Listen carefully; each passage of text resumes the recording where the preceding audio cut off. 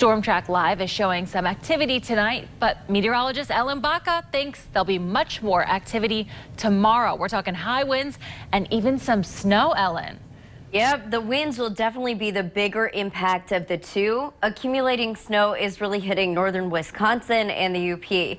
We'll likely just see a dusting, but the wind is going to be ramping up for us on Monday, so much so that we could see some wind gusts in the 50 to borderline 60-mile-per-hour range. And that's enough to give us some sporadic power outages, which is not what people want to hear who are working from home.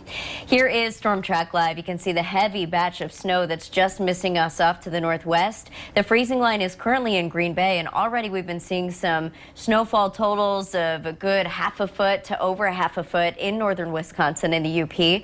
Luckily for us, we're going to see the cold air move in, but the amount of snow is really going to cut off. So much of West Michigan will likely just see a snow flurry or two. This is attached to a very strong storm system. It is unloading severe weather on the south. Mississippi River Valley, unfortunately, seeing a lot of severe thunderstorm warnings and tornado warnings along with actual reports. And already a fatality reported, if not a few fatalities. So we're waiting to hear the updated news there. The northern portion of this storm that we're getting will really just give us some fast winds, and it'll start to kick on around 7 a.m. tomorrow. So here are our impacts. From about 7 a.m. to about 9 p.m., expect blustery conditions, and in the middle of the day, very windy with the gusts near 50.